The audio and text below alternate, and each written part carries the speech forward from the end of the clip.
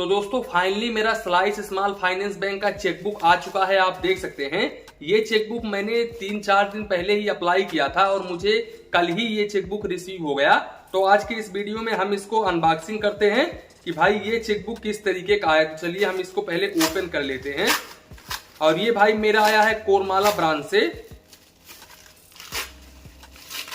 चलिए मैंने यहां पर ओपन कर लिया। देख सकते हैं भाई कुछ इस तरीके का इनका चेकबुक होता है। यहाँ पर आप देख सकते हैं कुछ इस तरीके का इनका चेकबुक होता है। ये पूरा 25 पेज का चेकबुक है। तो आप भी slice small finance bank mobile banking applications के जरिए इस चेकबुक को ऑर्डर कर सकते हैं बहुत ही इजीली। मैं आपको बता दूं कि जब आप फर्स्ट टाइम ऑर्डर करते हैं तो आपको कोई भी चार्जेस नहीं देना पड़ता है, लेकिन अगर आप दूसरी बार ऑर्डर करते हैं तो यहाँ पर आपको 100 रुपए प्लस जीएसटी चार्जेस देना पड़ता है। जानकारी के लिए हम आप लोगों को बता दें कि आज के डेट में मुझे slice small finance bank zero balance savings account से बेहतर कोई भी सेविंग्स अकाउंट नहीं लगता है। अब आप बोलोगे क्यों? तो देखो सबसे पहली बात तो ये जीरो बैलेंस सेविंग्स अकाउंट है। अकाउंट ओपन करते समय आपको कोई भी डिपॉजिट नहीं करनी होगी और साथ ही साथ आपको आज के डेट में slice small finance bank 5.5% per annum का इंटरेस्ट रेट पर डे आपके अकाउंट में प्रोवाइड करता है, यानी कि per day interest rate credit हो जाता है। इसके अलावा यहाँ पर यूपीआई, आईएमपीएस, आरटीजीएस, एनईएफटी बिल्कुल फ्री ऑफ कॉस्ट है। यहाँ पर आपको कोई भी चार्जेस नहीं देना पड़ता है। साथ ही साथ भाई अगर आप फिजिकल डेबिट कार्ड अप्लाई करते हो, मैंने already physical debit card apply कर लिया है, मेरे पास में है। तो यहाँ पर भाई अप्लाई करते समय आपको ओनली 299 रुपए की फीस देनी पड़ती है। और यहाँ पर भाई आपको कोई भी एक्स्ट्रा चार्जेस जैसे कि एनुअल मेंटेनेंस चार्जेस जो होता है वो आपको बिल्कुल भी नहीं देना पड़ता है इस डेबिट कार्ड के ऊपर।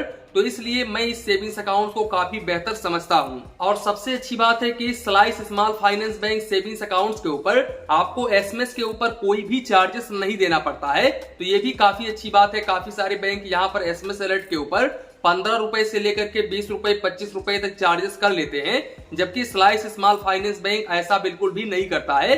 यहाँ पर आपको एसएमएस के ऊपर कोई भी चार्जेस नहीं देना पड़ता है। और मोस्ट इंपॉर्टेंट पॉइंट भाई यहाँ पर कैश डिपॉजिट आप ब्रांच के जरिए करते हो, चाहे तो आप कैश डिपॉजिट करो चाहे तो आप कैश विड्रॉवल करो, यहाँ पर आपको कोई भी चार्जेस नहीं देना पड़ता है, बिल्कुल फ्री ऑफ कॉस्ट है और कोई भी लिमिटेशंस यहाँ पर नहीं है। तो आप कैश डिपॉजिट, कैश विड्रॉवल इनके ब्रांच के जरिए बिल्कुल इजीली और बिल्कुल फ्री ऑफ कॉस्ट में आप कर सकते हो। इसके अलावा अगर आप डीडी वगैरह बनवाते हो तो यहाँ पर आपको 3 रुपए प्लस जीएसटी पर 1000 के हिसाब से चार्जेस देना पड़ता है और मिनिमम 50 रुपए प्लस जीएसटी और मैक्सिमम भाई यहाँ पर आपको 1500 रुपए प्लस जीएसटी तक चार्जेस देना पड़ता है। इसके अलावा अगर आप slice small finance bank physical debit card के जरिए north east small finance bank के एटीएम मशीन से ट्रांजेक्शन करते हो तो फिर इस केस में आप मंथली 5 फाइनेंशियल ट्रांजेक्शन कर सकते हो बिल्कुल फ्री ऑफ कॉस्ट में। और यहाँ पर अगर आप इस लिमिट को क्रॉस करते हो तो फिर आपको 25 रुपए प्लस जीएसटी पर ट्रांजैक्शन चार्जेस देना पड़ता है। जानकारी के लिए हम आप लोगों को बता दें कि यहाँ पर नॉन फाइनेंशियल ट्रांजैक्शन बिल्कुल फ्री ऑफ कॉस्ट है। तो north east small finance bank ATM से अगर आप बैंक बैलेंस इंक्वायरी करते हो, इसके अलावा यहाँ पर स्टेटमेंट चेक करते हो या फिर कोई और काम करते हो लेकिन पैसे नहीं निकालते हो, यानी कि नॉन फाइनेंशियल ट्रांजैक्शन करते हो, तो फिर यहाँ पर आपको कोई भी चार्जेस नहीं देना पड़ेगा।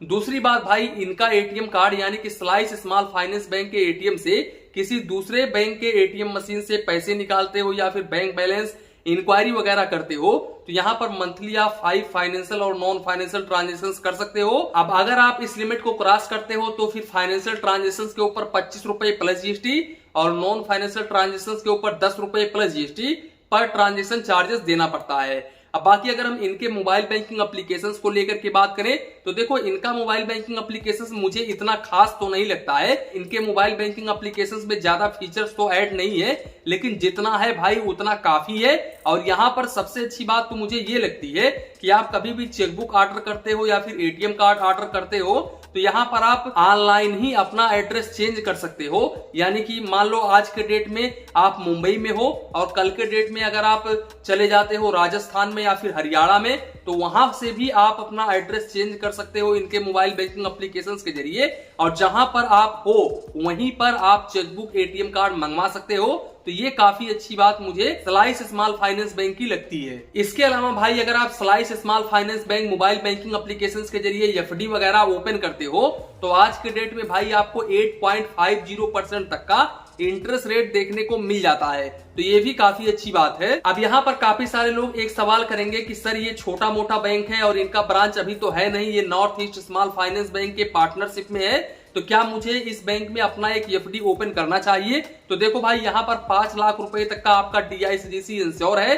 अगर आपको इस तरह की समस्या है, इस तरह का शक है कि भाई ये बैंक जो है वो चलने वाला नहीं है आने वाले समय में, तो आप यहाँ पर 5 लाख रुपए तक का एफडी कर सकते हो, क्योंकि 5 लाख रुपए तक का अमाउंट बिल्कुल आपका सुरक्षित है, DICGC से इंश्योर है। अगर भविष्य में कभी भी ये बैंक डूब जाता है तो भी आपका 5 लाख रुपए तक का अमाउंट बिल्कुल आसानी तरीके से मिल जाएगा। इसके अलावा भाई, अगर आप आउटवार्ड में चेकबुक लेकर के जाते हो और किसी कारणवश आउटवार्ड में चेकबुक आपका रिटर्न हो जाता है, तो फिर यहाँ पर आपको 100 रुपए प्लस GST चार्जेस देना पड़ता है। इसके अलावा भाई, अगर आपके अकाउंट से ECS डेबिट होता है, जैसे कि आपने कोई गाड़ी लिया है या फिर कोई सामान लिया है, उसका EMI बनवाया है और आपके अकाउंट से वो पैसा डेबिट होता है और भविष्य में बाई चांस आपका जो अमाउंट है वो डेबिट नहीं हो पाता है, यानी कि यहाँ पर ECS रिटर्न हो जाता है, तो फिर इस केस में आपको 500 रुपए प्लस GST चार्जेस देना पड़ता है आउटवार्ड में, तो इस बात का आप जरूर ध्यान रखें। इसके अलावा भाई, अगर आपने चेकबुक लगाया हुआ है, किसी को दिया हुआ है चेकबुक काट करके,